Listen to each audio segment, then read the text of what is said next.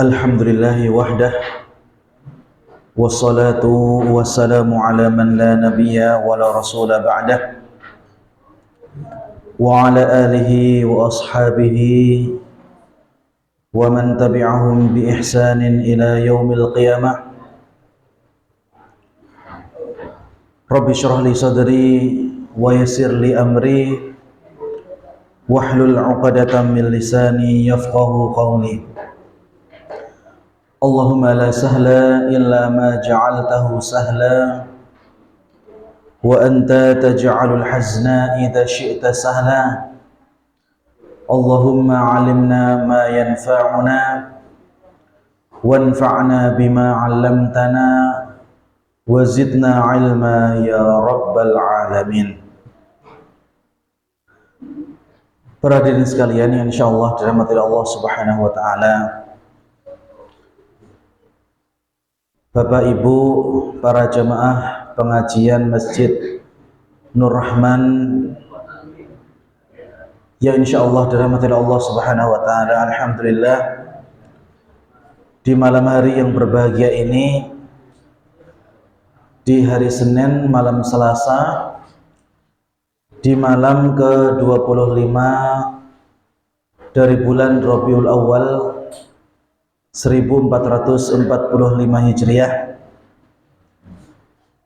kembali Allah Subhanahu wa taala masih mengumpulkan kita, memberikan kesempatan bagi kita untuk thalabul ilmi, untuk belajar ilmu agama, mengkaji ayat-ayat Allah Subhanahu wa taala dan juga hadis-hadis dari Rasulullah SAW yang berkaitan tentang negeri akhirat. Mudah-mudahan apa yang kita lakukan pada kesempatan malam hari ini menjadi penambah pundi-pundi amal kebaikan kita di hadapan Allah Subhanahu wa taala. Amin amin ya rabbal alamin. Bapak Ibu para jamaah yang insyaallah dirahmati Allah Subhanahu wa taala, malam hari ini sebelum kami memulai kajian untuk melanjutkan pembahasan kita, kami ingin memberikan informasi terlebih dahulu bahwasanya Bapak Ibu yang dirahmati Allah Subhanahu wa taala, besok di bulan November, di bulan Desember, dan juga bulan Januari,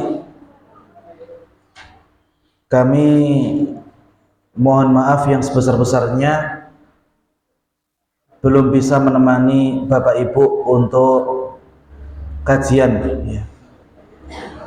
Karena di bulan depan kami akan berangkat ke Madinah dalam rangka melaksanakan ibadah umrah ya.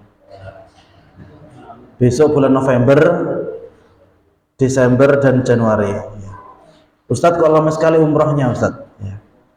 Ya umrah menjadi jamaah plus sekaligus menjadi pembimbing ya.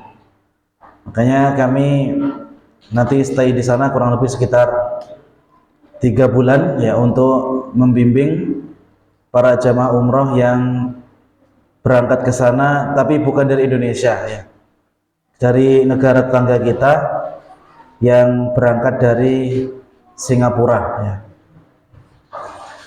Dan saya doakan semoga Bapak Ibu ya diberikan umur yang panjang, sehingga besok di bulan Februari insya Allah kita kembali bisa melanjutkan pembahasan kita dalam membahas serial hari akhirat ya. Dan insya Allah kita masih ada 3 pertemuan lagi, yaitu pertemuan malam hari ini, pertemuan pekan depan, dan pertemuan pekan depannya lagi ya. Jadi masih ada 3 pertemuan dengan malam hari ini sebelum kami berangkat. Maka kalau Bapak Ibu ada pertanyaan yang ingin disampaikan, sampaikan memang sekarang ya. Mumpung kita bisa bertatap muka ya.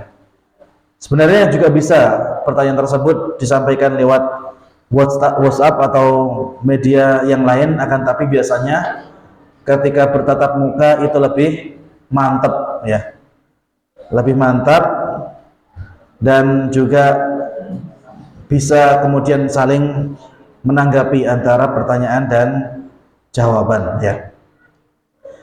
Maka Bapak Ibu, sebelumnya saya nggak tahu ini berita sedih apa berita menggembirakan ini Pak Juari. Iya. Gimana Ustadz Yopi? Siap Ustadz Yopi.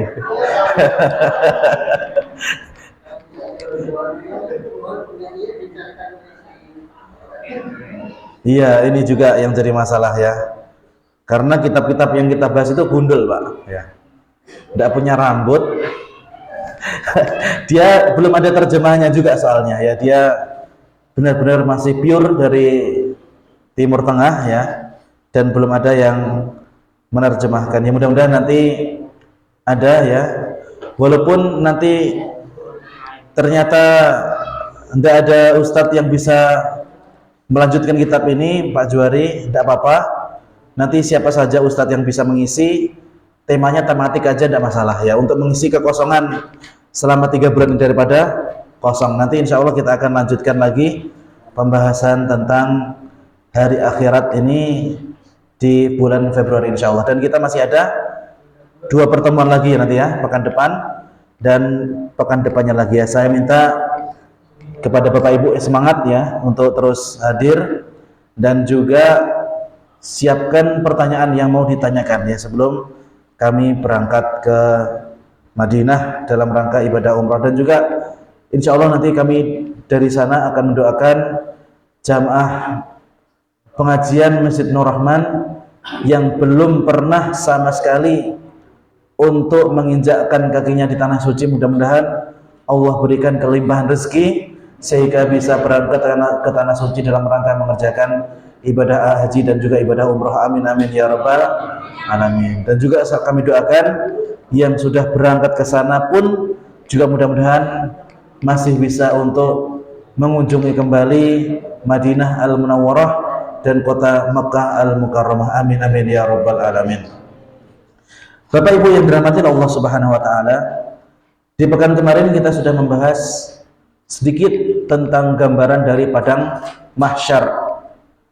Bahwasanya padang mahsyar adalah ardun mustawiyatun bayda'un naqi. Padang mahsyar itu merupakan sebuah padang yang dihamparkan oleh Allah Subhanahu wa taala sangat luas. La ya'lamu hajmuha ila Allah azza wa jalla. Tidak ada yang mengetahui berapa luas dari padang mahsyar itu kecuali hanya Allah Subhanahu wa taala.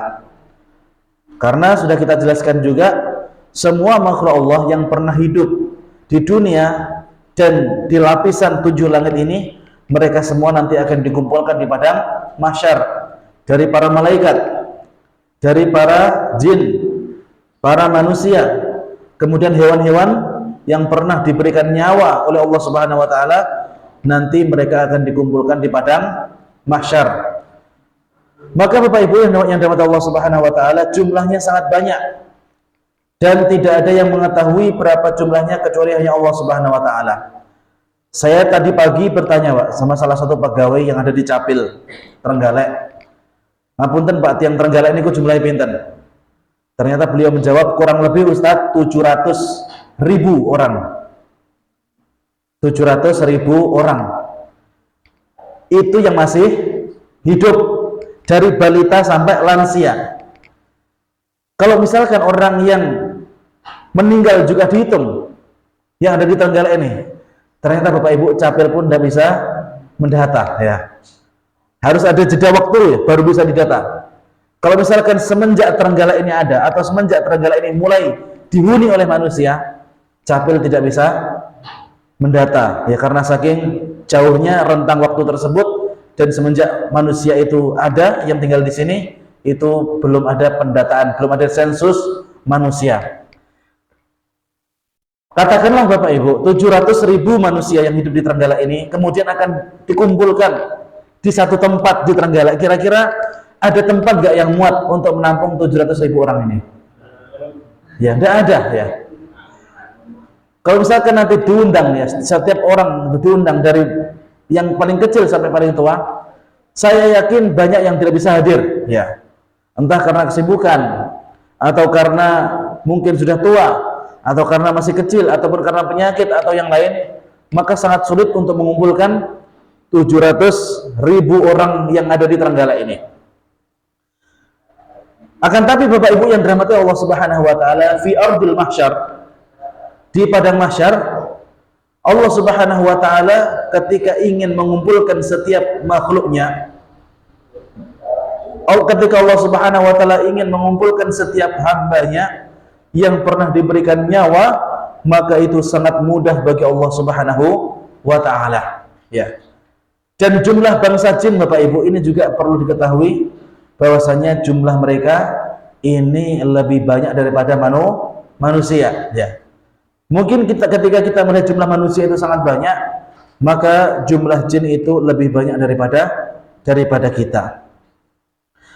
Bapak Ibu yang dirahmati Allah Subhanahu wa taala, ketika manusia baru saja dihidupkan dengan ditiupkannya sangkakala penghidupan, menurut versi khilafiyah yang terjadi di kalangan para ulama, apakah tiupan sangkakala untuk membangkitkan itu merupakan tiupan yang kedua atau yang ketiga? Maka setelah mereka nanti dihidupkan, akan ada 2 malaikat yang menggiring mereka untuk menuju padang mahsyar. Siapa itu Bapak Ibu yang dirahmati Allah Subhanahu wa taala? Sebagaimana firman Allah Subhanahu wa taala dalam surat Qaf, wa ja'at kullu nafsin ma'aha sa'iqun wa syahid. Ketika manusia itu baru saja dibangkitkan dari tulang yang tidak pernah hancur, tulang ekor kita, maka ketika nanti manusia mulai hidup, ketika ruh itu dikembalikan lagi ke jasad, maka nanti akan ada 2 malaikat yang ditugaskan oleh Allah Subhanahu wa taala untuk mengiringi kita. Yang pertama sa'iqun. Ini disebutkan dengan menggunakan isim nakirah. Kalau misalkan kita belajar bahasa Arab, an-nakiratu tadullu 'alal umumi was sifah. Bahwasanya isim ketika disebutkan dengan model nakirah itu menunjukkan keumuman dari isim itu, dan ini menunjukkan sifat dari malaikat itu. Maka sa'iqun itu bukan nama malaikat, akan tapi ada malaikat yang tugasnya untuk menjadi penunjuk jalan ya. Wa syahidun, dan malaikat yang kemudian Allah Subhanahu wa taala itu perintahkan untuk mengiringi setiap manusia, 1 malaikat 2. Yang satu sa'iq menjadi penunjuk jalan, yang satu syahid menjadi saksi bagi manusia tadi. Ya. Artinya catatan amal kebaikan dan catatan amal keburukan itu dipegang oleh malaikat syahid ini.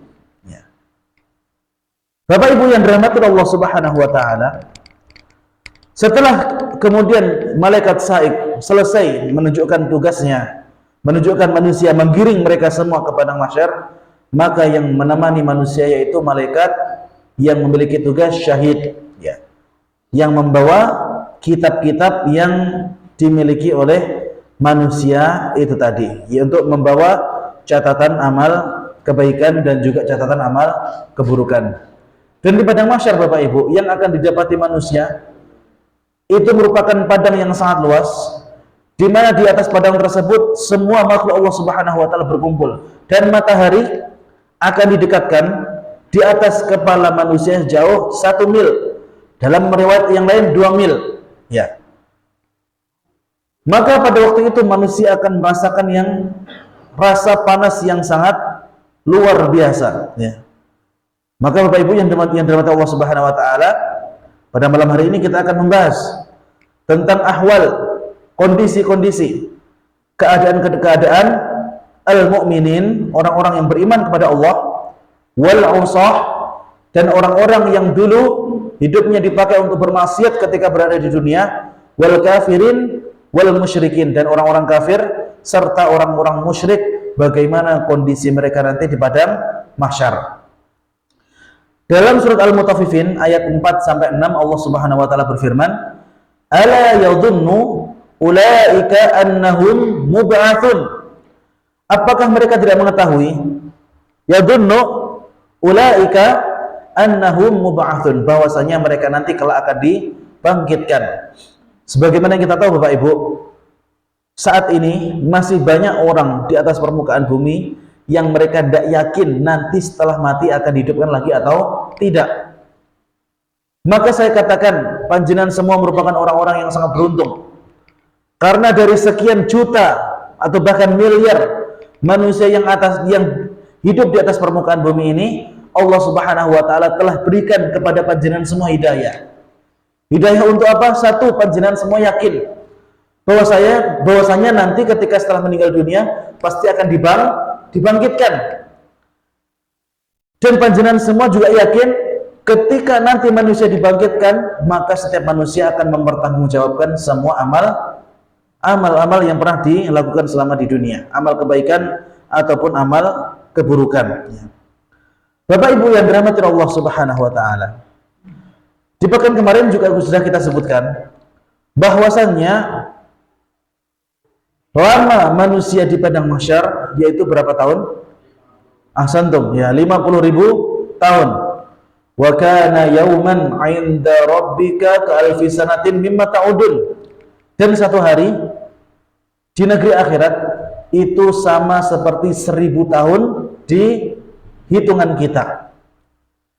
Kemudian antara tiupan sangkakala untuk menghancurkan dunia ini, kemudian sangkakala untuk membangkitkan, maka di situ kata Nabi sallallahu alaihi wasallam arba'in, 40. Para sahabat bertanya kepada Nabi sallallahu alaihi wasallam, arba'ina sanah ya Rasulullah? Wahai Rasulullah, antara tiupan sangkakala untuk menghancurkan dunia, ya saya tidak mengatakan tiupan yang pertama atau tiupan yang kedua ya, karena di sini ada khilafiyah di kalangan para ulama. Sebagian ulama mengatakan berapa kali sangkakala ditiup? 2 kali. Sebagian yang lain mengatakan berapa? 3 kali. Dan ada juga yang mengatakan 4. Maka saya tidak mengatakan tiupan yang pertama ataupun tiupan yang kedua. Untuk lebih jelasnya, supaya kita tidak terjebak di khilafiyah yang terjadi di kalangan para ulama, maka saya katakan perbedaan waktu antara sangkakala itu nanti ditiup untuk menghancurkan dunia dan sangkakala yang ditiup untuk membangkitkan dunia ini, maka itu ada jeda arba'in, 40. Arba'una sanah ya Rasulullah. Wahai Rasulullah, apakah 40 tahun? Walakin sallallahu alaihi wasallam sakat. Nabi sallallahu alaihi wasallam diam, Bapak Ibu. Arba'ina syahran, apakah 40 bulan? Nabi tetap diam. Arba'ina yauman, apakah 40 hari? Nabi sallallahu alaihi wasallam diam. Nah, ini kalau misalkan sudah ditanya sahabatnya 3 kali dan Nabi sallallahu alaihi wasallam tidak menjawab, artinya di sini ada 2 kemungkinan. Satu, Nabi sallallahu alaihi wasallam memiliki hikmah yang lebih besar daripada hanya menyebutkan hitungan-hitungan angka bagi umatnya. Atau kemungkinan yang kedua, yaitu bahwasanya ilmu tersebut tetap menjadi rahasia bagi Allah Subhanahu wa taala dan akan dirahasiakan kepada seluruh hambanya sampai nanti mereka waktunya akan dibangkitkan. Ya. Jadi biasa Bapak Ibu, kalau misalkan kita ditanya sebuah persoalan kemudian kita nggak tahu, bilang tidak tahu, ya. Jangan kemudian kalau misalkan tidak tahu, kemudian kita berusaha untuk mengarang, ini tidak boleh, ya. Maka kalau misalkan kita ditanya tentang suatu masalah dan kita memang tidak tahu, maka jawaban yang paling tepat adalah wallahu ta'ala a'lam. Imam Malik Bapak Ibu pernah ditanya oleh salah seorang 40 pertanyaan, ya. Jadi orangnya sudah datang jauh-jauh dari negeri yang jauh, kemudian datang ke majelisnya Imam Malik dengan membawa 40 pertanyaan yang pertanyaan tersebut datang dari umatnya, dari jamaahnya, ya. Maka dari 40 pertanyaan tadi cuma 2 yang dijawab, sedangkan 38 pertanyaan tidak dijawab. Jawabannya cuma 1, ya, wallahu a'lam, ya, wallahu a'lam, seperti itu, ya. Dan ini biasa di kalangan para ulama, ketika mereka tidak menemukan jawaban, maka mereka kemudian menjawab wallahu ta'ala a'lam. Bapak Ibu yang dirahmati Allah Subhanahu wa taala, ahwalul mu'minin fi hadzal mauqif, di kondisi orang-orang yang beriman pada mauqif al-hasyr tersebut. Fal mu'minun as-sadiqun ala darajah wal 'usah min ummati Muhammadin sallallahu alaihi wasallam ala darajat wal kufar ala darajat wa inna jama'atuhum millatul kufur al wahidah. Bapak Ibu yang dirahmati Allah Subhanahu wa taala, orang-orang yang beriman ketika mereka berada di padang mahsyar atau bahkan ketika mereka berada dalam surga Allah Subhanahu wa taala, mereka itu memiliki tingkatan-tingkatan.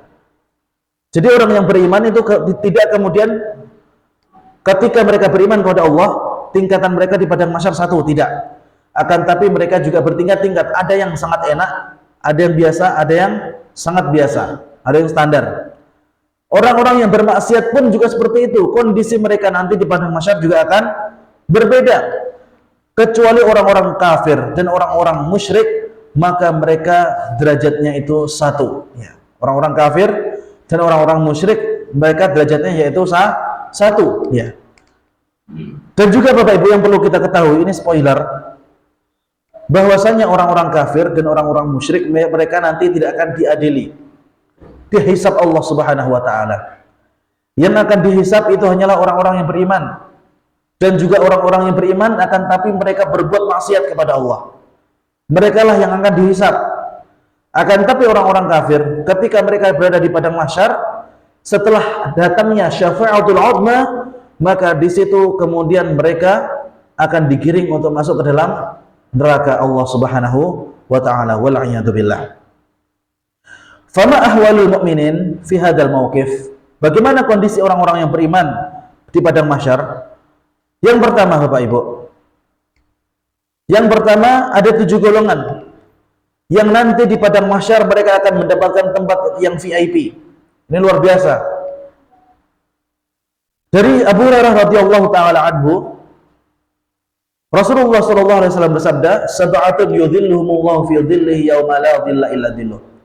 Ada 7 golongan yang nanti di padang mahsyar saat manusia semuanya merasa panas karena matahari di atas kepala mereka sejauh 1 mil atau 2 mil, maka ada 7 golongan yang akan mendapatkan naungan di sisi Allah Subhanahu wa taala. Ya, ini juga sudah pernah kita jelaskan. Siapa yang masih ingat kira-kira? Siapa 7 golongan ini? Ya, pemimpin yang adil, terus ya pemuda yang taat kepada Allah, terus ya bertemu karena Allah, berpisah karena Allah, betul? Dekat dengan masyarakat, ya. Ini saya nggak pernah nyebutin ya.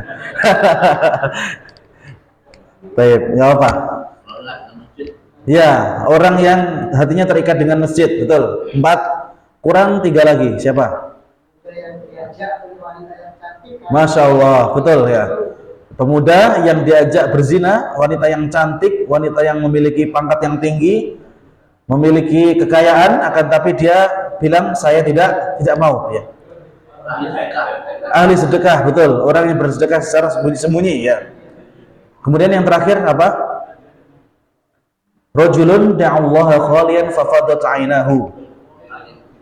Yaitu mereka yang berdoa kepada Allah Subhanahu wa taala di malam hari di kala sepi, kemudian matanya meneteskan air matanya. Ini Bapak Ibu, panjenengan harus berusaha untuk menjadi ya salah satu di antara 7 golongan ini, karena mereka nanti akan mendapatkan tempat yang tinggi di padang mahsyar. Tempat yang tinggi bukan artinya tempat mereka tinggi, bukan ya, akan tapi mereka mendapatkan tempat yang khusus. Artinya saat orang kepanasan, 7 golongan ini nanti tidak akan kepanasan ya. Karena mereka akan mendapatkan naungan di sisi Allah Subhanahu wa taala di padang mahsyar. Kemudian golongan yang kedua, tentu saja Bapak Ibu, yang kita sebutkan ini di luar Nabi dan Rasul ya. Kalau Nabi dan Rasul sudah pasti selamat ya. Nabi kalian Rasul mau betul selamat, apalagi kita. Ya, ini kita tidak sebutkan para Nabi dan para Rasul. Mereka di luar konteks Pak ya. Mereka di luar ini. Ya. Posisi mereka sudah beda ya. Kita membicarakan yaitu orang-orang yang biasa ya. Bukan Nabi dan juga bukan Rasul ya. Wali ya. Wali murid termasuk atau enggak? Yang berikutnya, yang kedua, siapa yang mereka nanti akan mendapatkan tempat spesial di padang mahsyar? Ya, ini derajat yang berikutnya setelah 7 golongan tadi. al-mutahabuna fi jalalillah, yaitu mereka manusia yang dulu saling mencintai karena keagungan Allah Subhanahu wa taala.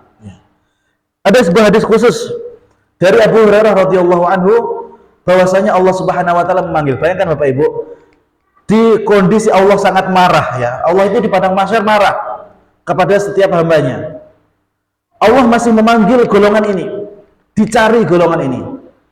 Innallaha yaqulu yaumal qiyamah. Sesungguhnya Allah Subhanahu wa taala akan berteriak, memanggil pada saat hari kiamat di padang mahsyar, ainal mutahabuna bijalali. Mana dulu orang-orang yang selama hidup di dunia mereka saling mencintai karena keagunganku. Ya. Mereka saling mencintai karena Allah. Al-yawm, maka pada hari ini, udhilluhum fi dhilli yawma la dhilla illa dhilluh. Ya. Maka pada hari ini aku akan memberikan naungan bagi mereka, khusus orang-orang yang saling mencintai karena Allah ini, yauma la dhilla illa dhilli, di saat tidak ada naungan selain naunganku. Ya, ini Bapak Ibu, mencintai karena Allah ini sampai-sampai oleh Allah dipanggil, ya, dipadosi Bapak Ibu. Kalau orang ketemu nanti sama Allah dipanggil, dicari lagi, sampai semua orang yang pernah mencintai saudaranya karena Allah Subhanahu wa taala, mereka nanti akan mendapatkan naungan di sisi Allah Subhanahu wa taala. Kemudian yang berikutnya, yang ketiga, man angdara al-mu'siran. Ya. Man angdara al-mu'siran, yaitu orang yang membebaskan, orang yang meringankan penderitaan dari orang lain. Nah, ini juga salah satu hal yang harus kita lakukan juga kalau bisa, ya. An Abil Yasar Ka'ab ibnu Amr radhiyallahu anhu qala, dari sahabat yang mulia Abil Yasar Ka'ab bin Amr radhiyallahu anhu qala, ya, beliau berkata, qala Rasulullah sallallahu alaihi wasallam, Nabi Muhammad sallallahu alaihi wasallam pernah bersabda, man angdara mu'siran, barang siapa yang mengangkat penderitaan dari orang lain, au wada'a anhu, atau bahkan menghilangkannya, meringankan atau bahkan menghilangkannya, adallahu Allahu fi dhillihi, maka Allah Subhanahu wa taala akan memberikan naungan bagi orang tersebut di padang mahsyar. Ini kalau misalkan kita melihat, ya, saudara kita lagi membutuhkan, maka kita harus berusaha membantu sebisa kita. Tidak bisa membantu dengan uang, ya udah kita bantu dengan tenaga. Gak bisa kita bantu juga dengan tenaga, kita doakan. Ya. Bahkan kalau misalkan ada orang yang hidupnya itu dipakai untuk meringankan beban orang lain, hidupnya itu dipakai untuk menghilangkan kesukaran yang dimiliki oleh orang lain, maka Allah Subhanahu wa taala akan memberikan naungan dan tempat khusus bagi orang tersebut di padang mahsyar, ya. Ini Bapak Ibu yang dirahmati Allah Subhanahu wa taala. Bahkan Rasulullah SAW itu pernah mengatakan juga dalam salah satu hadis yang sahih, sesungguhnya aku lebih mencintai orang yang meringankan ataupun menghilangkan kesukaran yang ada dalam diri orang lain, manusia yang lainnya, daripada orang tersebut i'tikaf bahkan tahajud sekalipun. Bapak Ibu, i'tikaf dan tahajud ini merupakan amal ibadah yang besar, pahalanya di sisi Allah Subhanahu wa taala. Akan tapi kalau misalkan kita kemudian bermasyarakat dan sebagian dari tangga kita atau saudara kita butuh bantuan dan kita mau bantu, maka dalam kondisi ini Allah Subhanahu wa taala nanti kelak di hari akhirat akan memberikan naungan kepada kita. Ya. Jangan kemudian ketika kita menjadi seorang muslim, kita sama sekali tidak mau membantu orang lain. Kita tidak memiliki niatan untuk meringankan beban orang lain. Berusaha Bapak Ibu memiliki niatan ini sudah menjadi pahala yang tersendiri di sisi Allah Subhanahu wa taala, apalagi jika kemudian kita bisa merealisasikannya. Makanya kemarin waktu ada acara santunan anak yatim, fakir miskin dan duafa, itu merupakan salah satu acara yang sangat luar biasa, ya. Yang kami waktu itu dihadirkan menjadi pematerinya. Alhamdulillah, program dari Bapak Ibu itu insya Allah juga akan dilihat oleh Allah. Cuma jangan jadikan momen itu saja untuk membantu orang lain. Momen itu dipakai untuk menggugah semangat kita, bagus. Akan tapi di hari-hari yang lain kita juga tetap harus memiliki solidaritas, harus memiliki ya empati kepada saudara-saudara kita yang membutuhkan ya. Ketika tidak ada dana besar yang bisa kita kasihkan Bapak Ibu, kecil tidak menjadi masalah. Karena kemampuan kita pada waktu itu juga masih kecil. Dan kecil itu lebih bagus daripada tidak sama sekali ya. Dan memiliki niatan itu masih lebih bagus daripada tidak memiliki niatan sama sekali. Maka tingkatan-tingkatan orang yang mereka berjuang untuk mengangkat kesulitan dari saudara-saudaranya itu juga akan mendapatkan tempat yang istimewa kelak di padang mahsyar. Kemudian al-mutasaddiqun, orang-orang yang gemar bersedekah, orang-orang yang gemar untuk berinfak, Bapak Ibu. Makanya ini merupakan amal ibadah yang sangat iri. Arwah-arwah ataupun mayit yang telah meninggal dunia, mereka sangat iri kepada orang yang hidup di dunia karena mereka bisa bersedekah. Bahkan dalam Al-Quran Allah Subhanahu wa ta'ala abadikan, laula akhartani la asaddaqa wa akum minas solihin. Ya Allah, seandainya engkau kembalikan aku ke dunia barang sekejap saja, yang dilakukan mayit itu Bapak Ibu, apakah pengen sholat? Tidak. Pengen apa? Sedekah. Kenapa? Karena mayit itu mengetahui pahala sedekah itu merupakan pahala yang paling besar yang bisa dirasakan oleh si mayit. Maka kalau misalkan panjenengan ingin memberikan pahala kepada si mayit, ini bisa juga dengan bersedekah, dengan diniatkan untuk si mayit ya. Ini insya Allah pahalanya akan sampai ya. Bapak Ibu yang dirahmati Allah Subhanahu wa taala, ada hadis dari Uqbah bin Amir.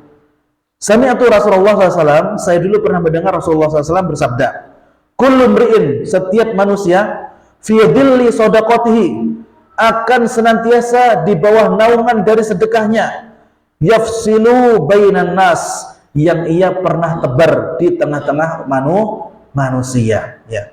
Maka Bapak Ibu, bersedekah baik kecil maupun besar itu nanti akan menjadi naungan kita kelak di padang mahsyar ya. Kalau misalkan Bapak Ibu contoh, orang yang punya duit 10 miliar, kemudian orang tersebut sedekah 1 juta, sama orang yang memiliki duit 1 juta tapi dia bersedekah 100.000, kira-kira pahalanya besar mana? Iya, orang yang kedua. Kenapa? Karena bagi orang yang kedua duit 100.000 itu gede. Tapi buat orang yang punya duit 10 miliar, siapa saya udah apa-apa nih. Maka orang yang memiliki harta banyak, sebenarnya tuntutan mereka untuk bersedekah itu harusnya lebih besar. Orang kok malah ngomong ini, lawang kayak sedekah 5.000, aku tak 5.000 aja. Lah duitmu lo 1 miliar. Ya, maka ini salah ya. Orang yang punya duit 1 juta, kemudian bersedekah 100.000 itu pahalanya sangat besar di sisi Allah Subhanahu wa taala. Karena dia sudah mengorbankan 10% dari hartanya. Maka orang yang punya duit 1 miliar, lah pengen ngimbangi pahala orang miskin ini mau, kudunya sedekah piro? 100 juta. Pilih wonten no dereng. Ya, Masya Allah ya. Kemudian yang kelima, ya. Al-mufarrijuna 'anil makrubin wal mukthiruna minas sholati ala nabi. Yang berikutnya yaitu orang-orang yang banyak bersalawat kepada Nabi sallallahu alaihi wasallam. Nah, ini juga kekurangan kita umat akhir zaman saat ini, kita jarang bersalawat kepada Rasulullah. Makanya perbanyak Bapak Ibu bersalawat kepada Nabi Muhammad sallallahu alaihi wasallam ya. Dengan salawat-salawat yang sudah kita tahu ya. Misalkan salawat Ibrahimiyah ataupun salawat-salawat yang lain, tidak masalah ya. Allahumma sholli ala Muhammad wa ala ali Muhammad. Allahumma sholli wa sallim ala nabiyyina Muhammad. Ataupun salawat yang lain, monggo silahkan untuk dibaca. Itu insyaallah juga akan bisa mendatangkan ya, bisa mendatangkan naungan Allah Subhanahu wa taala di padang mahsyar. Kemudian yang keenam, wasilur rahmi, yaitu orang yang senantiasa menyambung tali silaturahim ya. Sebagaimana memutuskan tali silaturahim Bapak Ibu, itu nanti akan menjadi azab atau bahkan menjadi ya pengundang kemurkaan Allah Subhanahu wa taala, maka orang-orang yang senantiasa menyambung tali silaturahim, maka mereka nanti juga akan mendapatkan naungan di padang mahsyar, ya.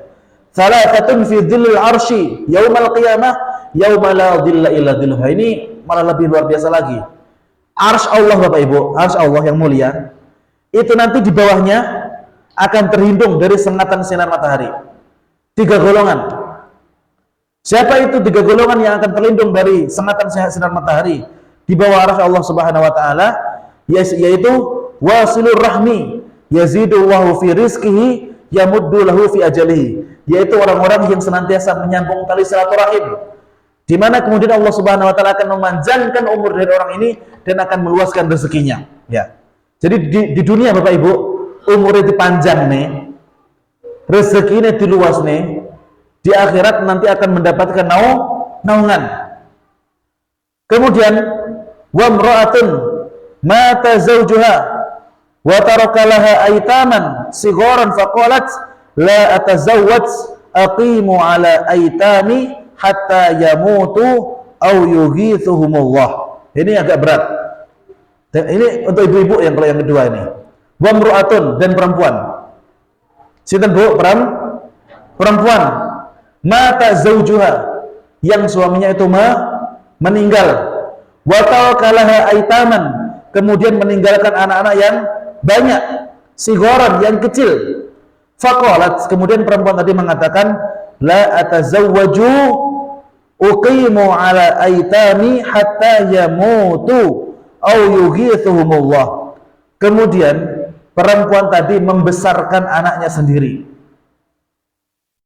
Ini sebenarnya kurang kami rekomendasikan. Tapi kalau misalkan panjenengan ingin seperti ini sangat luar biasa. Yaitu perempuan yang mereka membesarkan anak-anaknya sendiri, ya, hatta yamutu, sampai anak-anaknya itu meninggal dunia, au yughithuhumullah, atau kemudian Allah membesarkan anak-anak itu. Normalnya Bapak Ibu, perempuan itu menjadi tulang rusuk, bukan menjadi tulang punggung, ya.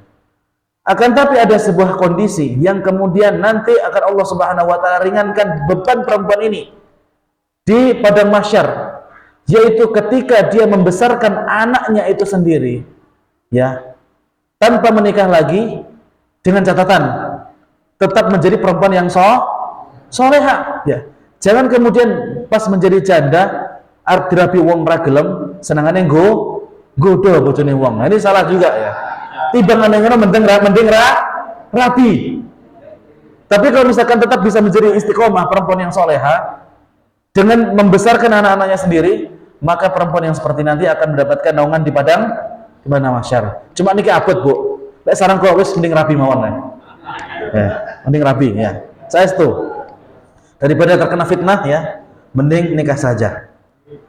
Kemudian yang berikutnya, golongan yang ketiga, wa abdun sana'a ta'aman fa adhafa dayfahu wa ahsana nafaqatuhu wa adna 'alaihi al-yatim wal miskinu fa at'amahum liwajhillah azza wajalla. Yaitu seorang hamba Allah Subhanahu wa taala, sana'a ta'aman, yang membuat makanan, memasak makanan, fa adhafa dayfuhu, kemudian dia mengundang tamu-tamunya dari siapa Bapak Ibu?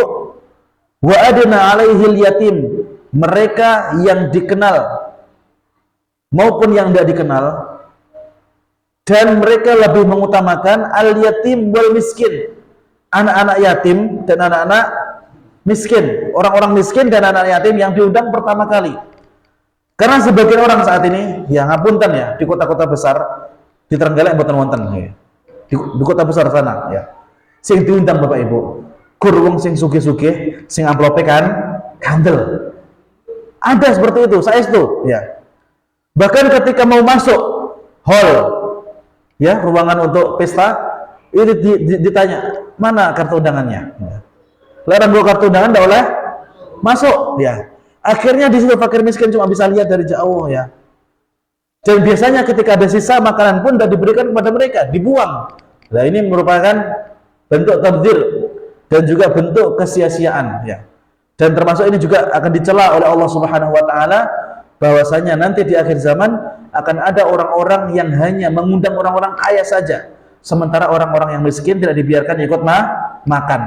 Nah, orang-orang yang membuat makanan kemudian mengundang anak yatim dan fakir miskin, mereka nanti juga akan mendapatkan dhil, naungan. Naungannya itu bukan cuma awan Bapak Ibu, tapi langsung di bawah arsy Allah Subhanahu wa taala, ya. Maka panjenengan yang mau membuat hajatan atau apa anak fakir miskin diundang, ya, diundang. Kemudian al-muraqib li rabbih alladzi ya'lamu anna Allaha ma'ahu haitsu yatawajjah. Kemudian orang yang selalu merasa diawasi oleh Allah Subhanahu wa taala kemanapun dia pergi. Nah, ini juga muraqabatullah, orang-orang yang merasa diawasi oleh Allah Subhanahu wa taala akan mendapatkan naungan juga di padang mahsyar. Kemudian yang berikutnya, alladzi la yabkhasunal haqqa lahum aw alaihim. Bapak Ibu yang dirahmati Allah Subhanahu wa taala, Nabi SAW pernah bersabda, "Atadruna manis sabiq ila dhillillah yaumil qiyamah?" Siapa di antara kalian yang mengetahui bahwasanya nanti ada orang yang akan berlari di bawah naungan Allah. Jadi Bapak Ibu, naungan Allah di sini. Kemudian orang ini melayu. Hakikatnya manusia ketika berada di padang mahsyar itu tidak bisa bergerak Bapak Ibu.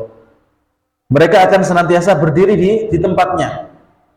Akan tapi nanti akan ada beberapa orang yang diperbolehkan untuk mencari dhil tadi.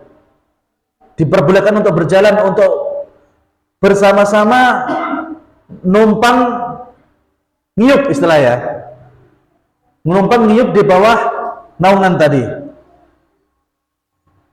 Ketika para sahabat ditanya, siapa yang berlari itu? Maka para sahabat menjawab, Allah wa Rasulullah alam. Allah Subhanahu wa taala dan Rasulnya yang paling tahu. Qala Nabi SAW mengatakan, alladzina idza u'tul haqqa qabluhu wa idza su'ilu badaluhu wa hakamu lin-nasi ka hukmihim li anfusikum. Yaitu ketika mereka memberikan hak bagi orang lain, qabiluhu, maka orang lain itu menerima pemberiannya atau menerima putusannya. Wa idza su'ilu badaluhu. Kemudian orang tersebut ketika dimintai pertolongan, dia semangat untuk membantu. Wa hakamu lin-nasi ka hukmihim li anfusihim. Dan ketika dia memutuskan urusan bagi manusia, seakan-akan urusan itu diputuskan untuk dirinya. Artinya apa? Ketika orang ini memiliki kekuasaan, ketika dia ingin menghukum atau misalkan dia ingin berbuat adil dan seterusnya, maka dia tidak berat sebelah. Kalau misalkan kepada dirinya dan keluarganya digawe enteng, lek karo bola-bolane digawe penak, tapi lek sing kleru wong liya, bah, ndak umum ya. Maka yang seperti ini, orang-orang yang ketika dia memiliki kekuasaan, kemudian hukum yang diterapkan itu dia merasa ketika hukumnya itu diterapkan pada orang lain, itu juga sama seperti yang diterapkan pada dirinya dan keluarganya, maka orang yang seperti ini nanti juga akan mendapatkan dhil yaumal qiyamah, ya, naungan di sisi Allah Subhanahu wa taala pada saat hari kiamat. Kemudian yang berikutnya, ausallahu ila Ibrahim alaihissalam, ya khalili hassin khuluqaka law ma'al kufar tadkhulu madakhilal abrar wa innaka kalimati sabaqat lima hassana khuluqahu an udilluhu tahtal arsh. Kemudian orang lain yang akan mendapatkan naungan di bawah arsy Allah Subhanahu wa taala, yaitu orang yang akhlaknya baik. Orang yang akhlaknya baik Bapak Ibu, nanti mereka juga akan mendapatkan naungan di bawah arsy Allah Subhanahu wa taala. Dan menjadi orang yang akhlaknya baik itu bisa ditanya Bapak Ibu. Ketika orang tersebut meninggal dunia, orang yang hidup itu merasa kehilangan. Itulah orang yang akhlaknya baik, dirindukan oleh makhluk Allah Subhanahu wa taala. Beda halnya ketika orang yang akhlaknya buruk. Ketika kemudian orang tersebut meninggal dunia, orang lain mengucapkan alhamdulillah, orang kan dhisik mati ya. Ya. Kemudian yang ke-10, ahlul wudu, ya. Alal makarih wal masyi alal masjid, ilal masjid, yaitu orang-orang yang mereka berwudu dalam kondisi ekstrim. Ya nggak tahu kalau di Trenggalek ada nggak waktu-waktu ekstrim untuk berwudu. Nah, wudu ini kok wabot, Pak. Kalau misalkan kami dulu di Madinah, pas musim dingin, di sana bulan Januari dan bulan Februari, biasanya itu suhu derajat di kota Madinah itu sampai 9 derajat Celcius, Pak. Lek panjenengan aja nyekel toyo, wah niku mak celas ndak umum niku, ya. Dan orang yang nggak beruntung ketika pas musim dingin itu, sebelum sholat subuh dia junub. Wah, niku pun ndak umum niku. Karena harus mandi, ya. Ya, ketika orang kemudian dia berwudu di waktu-waktu yang sulit, kemudian dia ikhlas, ya, ihtisab, mencari pahala dari Allah Subhanahu wa taala, maka orang yang seperti ini nanti juga akan mendapatkan naungan ya fi dzillillah, ya, orang akan mendapatkan naungan di sisi Allah Subhanahu wa taala. Wal masyi ilal masjid, dan orang-orang yang suka melangkahkan kakinya ke masjid. Nah ini alhamdulillah ini ya, panjenengan yang sholat berjamaah lima waktu, masya Allah, ya, insya Allah orang-orang yang seperti nanti akan mendapatkan naungan di padang mahsyar. Kemudian yang ke-11 yaitu hamalatul Quran, orang yang menghafal Al-Quran, ya. Di sini ada ya Pak yang hafid, Pak? Ya, ya. Ya, kalau misalkan panjenengan belum bisa hafid, usahakan ada satu di antara anaknya atau cucunya yang hafid Quran, ya. Ini harus ada ini ya, harus diusahakan. Nah, yang nomor 12, al-muadzzinun, orang-orang yang gemar adzan. Nah, setelah ini langsung rebutan nanti orang adzan. Ya. Al-muadzzinun, orang-orang yang gemar untuk adzan. Ya. Tapi orang yang adzan ini nanti bukan diberikan dzil, bukan diberikan naungan. Tapi Allah Subhanahu wa taala akan membuat lahirnya panjang, ya. An Muawiyah radhiyallahu anhu, dari Muawiyah, sami'tu Rasulullah sallallahu alaihi wasallam yaqul, saya mendengar Nabi sallallahu alaihi wasallam itu bersabda, al-muadzinun atwalun nasi a'naqan yaumal qiyamah, orang yang gemar adzan itu nanti lehernya akan panjang di hari kiamat. Ini istimewa apa siksaan Bapak Ibu? Kalau kita melihatnya kacamata kita sekarang, ini nggak istimewa, ya. Wong gugurune dawa, tapi nanti di padang mahsyar itu beda. Kenapa?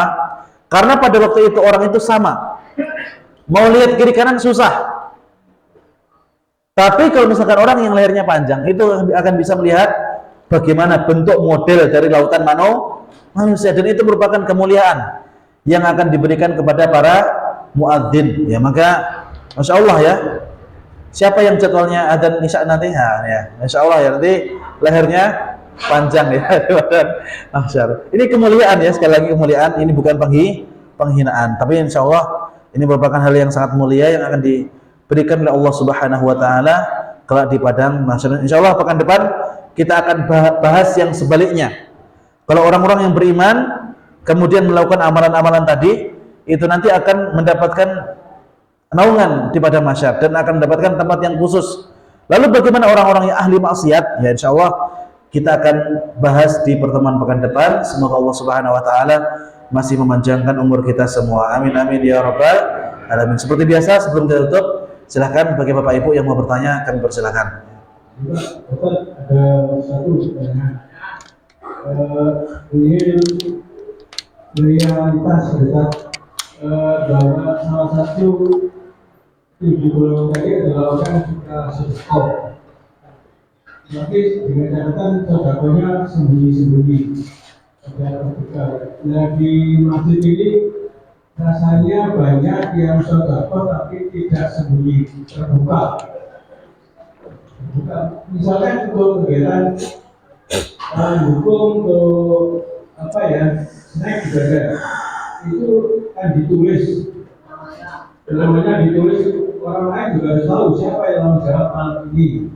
Jadi semuanya hampir semua jamaah tahu, Ya. dan juga bentuk yang lain, tapi tidak bisa sembunyi-sembunyi. Nah, ini bagaimana penjelasan? Baik. Terima kasih. Baik, Bapak Ibu yang dirahmati Allah Subhanahu wa taala, sedekah mau sembunyi-sembunyi, mau terang-terangan, pahalanya besar, Pak. Yang jelas orang yang bersedekah itu nanti akan mendapatkan pahala dikali lipatkan 700 kali lipat, ya. Kalau misalkan di momen-momen tertentu kita tidak bisa sedekah secara sembunyi-sembunyi, karena misalnya ketika snack di data dan seterusnya, tidak apa-apa. Niatkan itu sebagai sedekah yang terang-terangan. Kenapa? Karena sedekah yang terang-terangan itu nanti akan mengundang amal jariah, Pak. Kalau misalkan orang mengikuti jejaknya panjenengan untuk bersedekah, maka orang-orang yang sedekah berikutnya semua panjenengan panen pahalane walaupun tidak bersedekah. Jadi itu manfaat sedekah secara terang-terangan. Untuk mengantisipasi seperti ini, pekan depan di pengajian saya misalnya ya, sudah ada jadwal untuk membawa snack fulan gitu. Pak jenengan datang ke masjid jam 5 taruh di sini, Pak. Tidak ada orang yang tahu. Atau kalau misalkan besok pesan dari Gojek atau apa, order ojol pesan, ya misalkan pesan 100 resoles misalnya, antar ke Masjid Nur Rahman, sudah dibayar transfer misalnya. Nanti barangnya di sini, jamaah yang lain nggak tahu siapa yang sedekah. Ini termasuk sembunyi-sembunyi nombotan. Sembunyi-sembunyi, ya. Cara untuk bersedekah sembunyi-sembunyi itu banyak. Lek panjenengan nyuwun referensi, kalau berikan referensi yang banyak gimana caranya untuk sedekah sembunyi. Sebagai contoh, ya. Biasanya kalau misalkan, ya kami mengisi ceramah di masjid-masjid, itu biasanya Pak Tamir mendekati kami kemudian memberikan uang transport. Contoh, ada di antara jamaah yang misalnya minta nomor rekening saya nggak tahu siapa, ujuk-ujuk melebu, Ustadz ini untuk transport bulan ini Ustadz kemana saja, insya Allah akan saya pick up dananya. Nah, ini juga bisa seperti itu, ya. Cara-cara seperti itu juga boleh untuk dilakukan, walaupun saya tidak kenal. Dulu pernah, Pak, sebelum saya berangkat ke Madinah, saya itu sudah kehabisan tiket pesawat. Saya buka di Traveloka, udah nggak ada. Padahal saya posisi jam 5 sore itu masih di Lamongan. Saya masih harus balik ke Trenggalek, kemudian kemas-kemas. Padahal besok pesawat saya itu berangkat jam 10 pagi dari Jakarta ke Madinah. Saya kalau misalkan tidak naik pesawat pun mesti buatan menutup, Pak, waktu nih. Saya cari-cari nggak ada. Tiba-tiba, Masya Allah, ini merupakan pertolongan dari Allah Subhanahu Wa Taala. Ada salah satu di antara kenalan jamaah saya, itu tidak tahu gimana caranya dia bisa membelikan tiket pesawat dari Surabaya menuju ke Jakarta. Ya, itu merupakan rahasia dari Allah Subhanahu Wa Taala. Dan saya, Pak, sampai sekarang belum tahu siapa itu yang belikan tiket pesawat itu. Ya. Dan ketika saya bisa berangkat ke Madinah, belajar dengan baik, dengan wasilah tiket yang mungkin harganya 1 juta atau 2 juta, karena itu tiketnya yang mendadak dan VIP, ya. Maka ketika saya lulus kemudian saya berdakwah seperti ini, orang tersebut juga akan mendapatkan pahala jariahnya, ya. Maka kalau misalkan ini sebenarnya juga masih ide, belum saya cetuskan. Ke depan itu akan mungkin akan saya buka nanti khusus alokasi dakwah untuk asatidah. Artinya apa? Ketika kita berdakwah di kota-kota seperti ini, insya Allah akan ada insentif dari masjid untuk penceramah. Tapi Pak, kalau misalkan saya dakwah ke pelosok-pelosok, siapa yang mau bantu untuk transportasi? Sampai sekarang belum ada program itu. Dan apakah kita terus akan mengedepankan area-area kota dan meninggalkan desa? Tidak mungkin. Maka harus ada orang-orang yang berkontribusi untuk menyokong transport dakwah di pelosok-pelosok itu, Pak. Ya, maka itu nanti juga akan menjadi program yang sangat bagus ke depan, dan kita akan berusaha menjalin komunikasi dengan masjid-masjid yang kita isi kajian di situ. Nanti kita akan buat program seperti itu, yaitu dakwah ke pelosok-pelosok Trenggalek. Ya biasanya kalau misalkan dakwah ke pelosok, Pak, itu nggak ada alokasi dana untuk ke situ. Makanya kita akan ta'awun bersama masyarakat yang ada di Trenggalek ini dan juga luar kota Trenggalek. Mudah-mudahan nanti bisa tercetus supaya area-area pelosok itu juga bisa merasakan dakwah agama Islam sebagaimana yang kita rasakan pada kesempatan malam hari ini, seperti ini insyaallah taala. Monggo silakan berikutnya.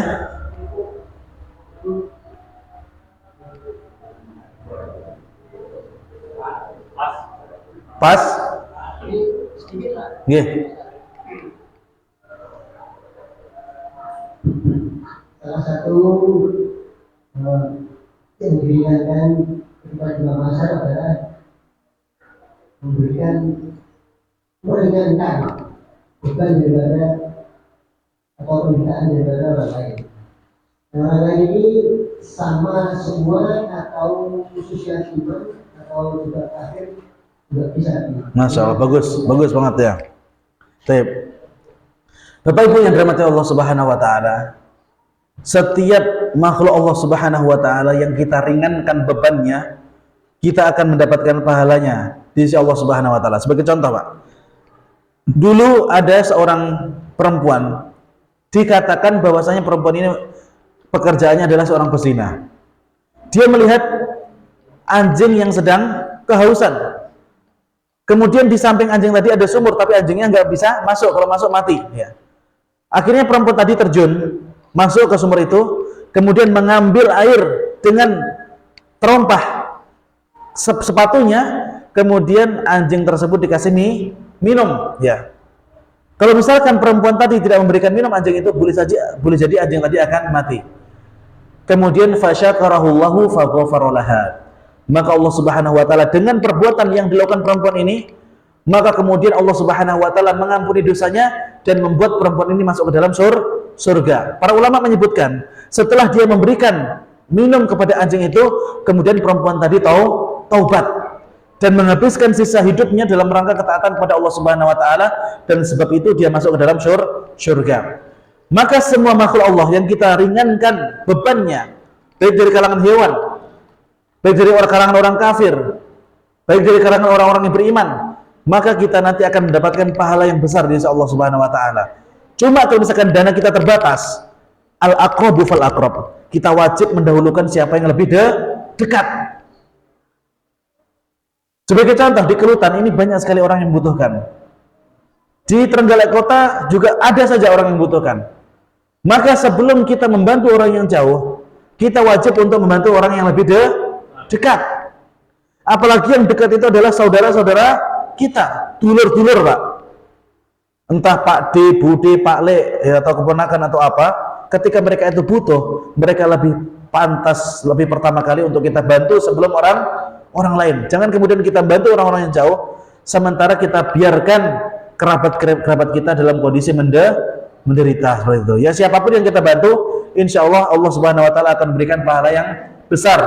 Akan tapi jika dananya terbatas, maka kita mendahulukan yang paling dekat. Ya, seperti itu. Wallahu a'lam. Masih ada berikutnya?